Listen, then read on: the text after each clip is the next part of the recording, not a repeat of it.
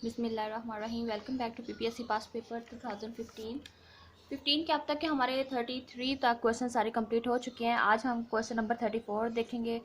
34 question में जो statement है डबल इंटीग्रल फॉर्म में दिया गया है। Limits varies from 1 to 2 and 0 to 3 over Y square x over Y square D x D Y. ये इंटीग्रल कुछ कंफ्यूजिंग है कि ये जो लिमिट सेकंड इंटीग्रल की है 0 to 3 ओवर वाई स्क्वायर है, ये वाई रेज़ टू पावर 3/2 है। मतलब अब जो लिमिट्स यहाँ मैंने लिखी हैं इसकी लिमिट्स हो सकती हैं फर्स्ट टू 1 to 2 वेरी करती है, वो तो ठीक है, समझ आता है। लेकिन जो नेक्स्ट है, नेक्स्ट के लिए हो सकता है वो लिमिट्स इसकी वेरी करें 0 to Y raise to power 3/2। ये वाई की पावर में 3/2 है, ये 3 ओवर वाई स्क्वायर है। ये क्लियर नहीं है इस क्वेश्चन का। हम दोनों तरीकों से इसको हल करके देख लेते हैं। प्रॉब्लम ये भी है कि दोनों तरीकों से अगर हल करें, वो दोनों तरीकों के जो हल करने से जो आंसर्स आते हैं वो वैल्यू इसमें ऑप्शंस में लाई भी करती है। अगर हम 1 to 2 और 0 to 3 ओवर वाई स्क्वायर लेके करें तो आंसर 7/8 बनता है, वो यहाँ मौजूद है। अगर हम 0 to 3 वाई की पावर में 3/2 कर दें तो वो 3/4 बनता है, जो एग्जैक्ट यहाँ पे मौजूद है। मतलब ऑप्शंस में दोनों तरह से मौजूद है। अब हम दोनों तरीकों से हल करके बताते हैं कैसे करते हैं इसको हल। Integral varies from 1 to 2।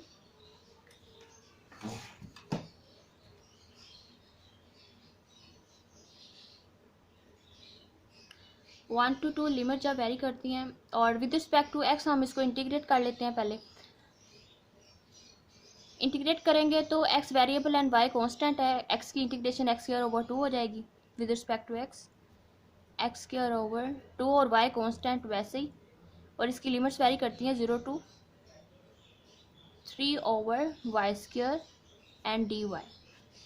Next हम इसकी लिमिट्स अप्लाई कर देते हैं। Limits 1 to 2, upper limit minus lower limit 3 over Y square X square है तो इसकी अपर लिमिट का स्क्वायर हो जाएगा, और 1/2 वाई स्क्वायर वैसे ही साथ में मल्टीप्लाई हो रहा है।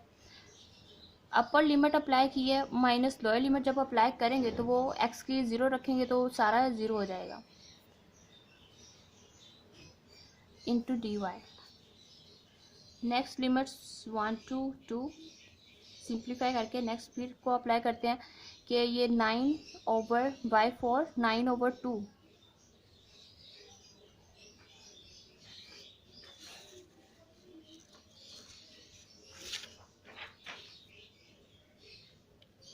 9/2 y4 एंड प्लस y6 हो जाएगा टोटल। ऊपर जाके ये y minus raise to power 6 and D Y. 9/2 बाहर निकाल लें। Limits from value 1 to 2 and y raise to power -6 dy। Then again integrate with respect to y 9/2 with respect to y। जब y raise to power -6 को integrate करते हैं तो +1 करेंगे -5 y raise to power -5 over -5। Limits varies from 1 to 2 is equal to 9/2। -5 को बाहर निकाल लें और y रेज़ टू पावर -5 में लिमिट जब अप्लाई करेंगे तो 1/32 - 1, तो ये बनेगा -9/10 into 32 -1 31 -31/32। 9 into 31 which is equal to 279 over 320। अब इसको डिवाइड करने के बाद जो आंसर आता है वो आएगा 0.871 में आएगा। अब ऑप्शंस देखें, ये जो 3/4 बनेगा, ये ऑप्शन बनता है 0.75 और 7/8 बनता है 0.875 कुछ बनेगा, और ये बी ऑप्शन राइट ऑप्शन बनता है अगर हम लिमिट्स लेके चलें 0 to 3 ओवर वाई स्क्वायर लेके चलें। तो 3.2 जो होता है 3/2 1.5 एंड 1/2 0.5 होता है, तो ये 0.871 का 7/8 ही मतलब बी ऑप्शन राइट ऑप्शन बनता है। अगर हम इसकी लिमिट्स लेके चलें 0 to वेरी लिमिट्स वेरी करें y रेज़ टू पावर 3/2 में, अगर ये हो, क्योंकि कंप्यूटराइज भी थोड़ी टाइपिंग मिस्टेक्स भी हो जाती हैं। वैसे भी फ्रैक्शन फॉर्म में दिया y रेज़ टू पावर 3/2 हो या 3 ओवर वाई स्क्वायर हो। अब इस तरह हम करके देख लेते हैं कि क्या इसका आंसर आता है x over Y square.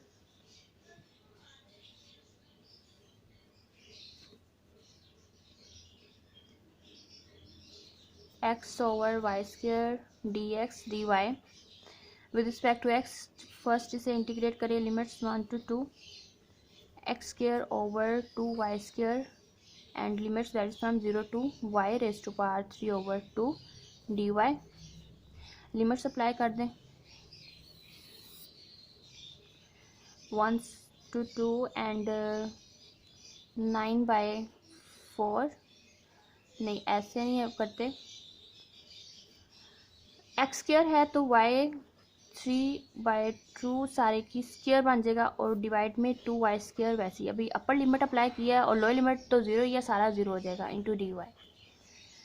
Next 1 to 2, तो ये 2 से कैंसिल, y क्यूब बचेगा ऊपर, y cube over 2y square d y is equal to 1/2 into 1 over 2 y d y. 1 over 2 y square over 2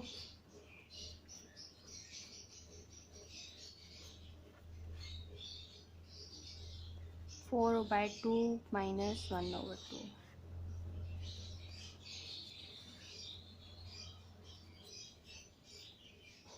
3/2 3/4। ये एग्जैक्ट आंसर बनता है 3/4। मतलब अगर हम लिमिट्स लेके चलें 0 to varies from 0 to y raise to power 3/2 हो तो फिर वो 3/4 और मतलब फिर ए ऑप्शन राइट ऑप्शन बनेगा, ए ऑप्शन राइट ऑप्शन बनता है। y रेज टू पावर 3/2 लेके चलें, आई थिंक मेरे ख्याल में ये y raise to power 3 y की पावर में 3/2 होगा, ये y की पावर में होगा, तभी ये आंसर 3/4 बनता है। वरना अगर इससे कर रहे हैं तो ये हमें डिवाइड करके भी निकालना पड़ता है। दोनों तरह से ठीक बनता है। अब ये पेपर बनाने वाले को पता होगा उसने असल में लिखा क्या था, 3/y स्क्वायर लिखा था या y रेज टू पावर 3/2 लिखा था। तो दोनों तरह से हल करके बता दिया।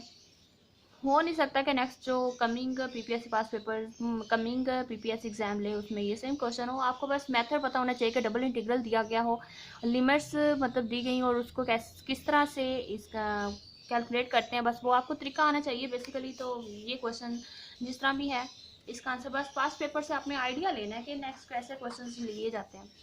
क्वेश्चन नंबर 35 देख लें। 35 में domain of F of x हमें फाइंड करनी है और जो फंक्शन दिया गया वो √1 - x² में दिया गया है। अब domain of F of x अगर ये रूट फॉर्म में हो, मैंने पहले भी बताया था इंटरमीडिएट लेवल में जो कुछ एक्सरसाइज थी वहाँ भी कुछ बताया था, शायद मैंने कोई अलग से वीडियो भी बनाई है कि डोमेन फंक्शन की कैसे फाइंड करते हैं।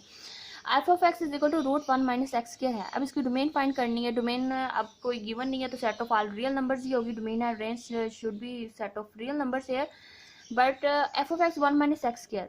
अब रूट फॉर्म में है तो हमें अब रूट के अंदर कोई नेगेटिव वैल्यू नहीं चाहिए, क्योंकि नेगेटिव वैल्यू बनेगी वो इमेजिनरी बनेगा, वो कम्प्लेक्स नंबर्स में वैल्यू चली जाएगी, वो हमें कम्प्लेक्स में नहीं लेके जानी।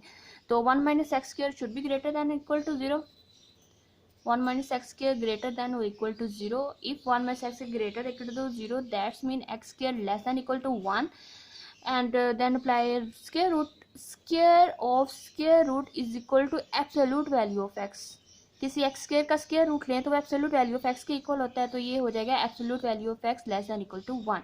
तो इसकी डोमेन क्या बनेगी, मतलब इसकी जो वैल्यू होगी वो शुड बी ग्रेटर दैन और इक्वल टू 0 रख के फिर हमने इसकी वैल्यू निकाली which is equal C option is the right option, mod of x less than equal to 1। Next question number 36 है, उसमें भी हमने डोमेन फाइंड करनी है। अब डोमेन फाइंड करनी है, यहाँ भी सेट ऑफ रियल नंबर होना चाहिए। आप देखेंगे फ्रैक्शन फॉर्म में दिया गया तो 1/0 हो तो वो या समथिंग ओवर 0 हो तो इन्फिनिटी हो जाएगा विच इज अनडिफाइंड। तो हमें अब नीचे वाली वैल्यू जो 0 नहीं होनी चाहिए, that means 1 - x into 2 - x should not be equal to 0, वो इसकी डोमेन बनेगी। इक्वल टू 0 नहीं होना चाहिए, इक्वल टू 0 नहीं होगा तो ये 1 - x into 2 - x not equal to 0 होगा। अगर ये नॉट इक्वल टू 0 है that mean x not equal to 1 and 2। x कभी भी 1 और 2 के इक्वल नहीं होना चाहिए, क्योंकि इक्वल टू अब यहाँ 1 रखें तो भी 0 बनेगा, 0 सबको 0 करेगा, 1/0 बनेगा, इन्फिनिटी बन जाएगा। और 2 भी नहीं होना चाहिए, 2 - 2 0 और ये 1/0 फिर इन्फिनिटी बन जाएगा, मतलब 1 और 2 तो नहीं होना चाहिए।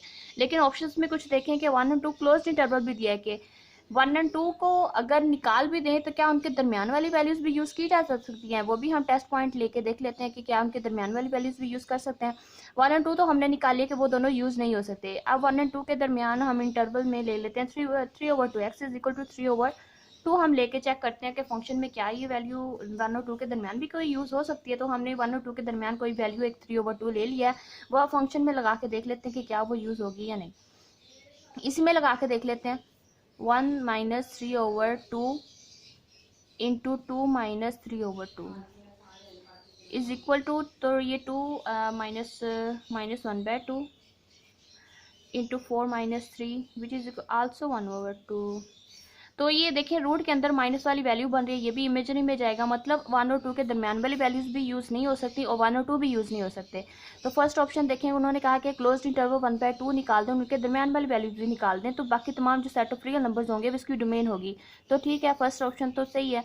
सेकंड ऑप्शन देखिए कि उन्होंने कहा सिर्फ 1 2 को निकाले, 1 2 को नहीं, उसके दरमियान वाली वैल्यूज भी की निकालनी है, लेकिन यहाँ जो सेकंड ऑप्शन उन्होंने कहा कि सिर्फ ये सेट फॉर्म में दिया गया, इंटरवल नहीं है, ये 1 2 को निकाल दें, बाकी वैल्यूज यूज होंगी। ये गलत हो गया कि दरमियान वाली भी यूज हो रही है, लेकिन हमें नहीं करनी। क्लोज्ड इंटरवल सिर्फ क्लोज्ड इंटरवल, ये तो सारा यूज ही नहीं ना करना, ये सी ऑप्शन भी राइट रॉन्ग हो गया। डी ऑप्शन देखें, उन्होंने कहा कि सिर्फ 1 2 ओपन इंटरवल 1 2 दिया हुआ है, हालांकि 1 2 हम यूज ही नहीं कर सकते, तो डी ऑप्शन भी रॉन्ग हो गया। ये हमारा ए ऑप्शन ही राइट ऑप्शन है। नेक्स्ट क्वेश्चन नंबर 37 देख लें। क्वेश्चन नंबर 37 फंक्शन है domain set of real numbers और range R2 -1 open interval -1 to 1 defined by f of x is bijective. Function कौन सा बाइजेक्टिव होगा फॉर दिस डोमेन और range? Domain is set of real numbers and range is open interval -1 to 1। अब देखिए कि अगर -1 to, अगर हम फर्स्ट ऑप्शन देखेंगे, इसमें दिया है x/1 minus mode of x दिया हुआ है। अगर x इज इक्वल टू हम 10 लेके चलें, 10 लें तो ये क्या बनेगा? First option 10/1 minus 10 is equal to 10/-9 which is equal to -1.11 something बनता है, which is does not lie in this interval, मतलब इस इंटरवल में ये वैल्यू इंक्लूड ही नहीं है। इन्होंने कहा कि -1 इंक्लूड नहीं है, तो -1.11 वो तो वो भी इस इंटरवल में इंक्लूड नहीं होगा। तो बाइजेक्टिव फंक्शन जब डिफाइन नहीं है इस डोमेन रेंज में, तो नेक्स्ट हम बाइजेक्शन इसमें मालूम ही नहीं कर सकते, तो फर्स्ट ऑप्शन तो रॉन्ग हो गया।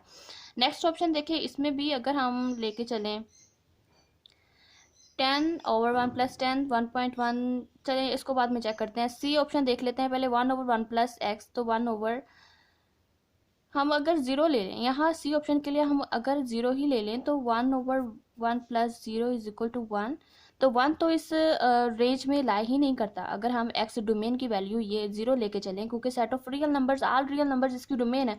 डोमेन में 0 भी होगा, real numbers, 0 is the real number. जब डोमेन हम 0 लेंगे तो जो रेंज आती है वो इस जो हमारी रेंज में, रेंज की वैल्यू भी इस रेंज से गिवन रेंज में सेट में वैल्यू लाई ही नहीं करती, तो हम ये मतलब सी ऑप्शन भी नहीं ले सकते, ये रेंज में वैल्यू ये एग्जिस्ट ही नहीं करती।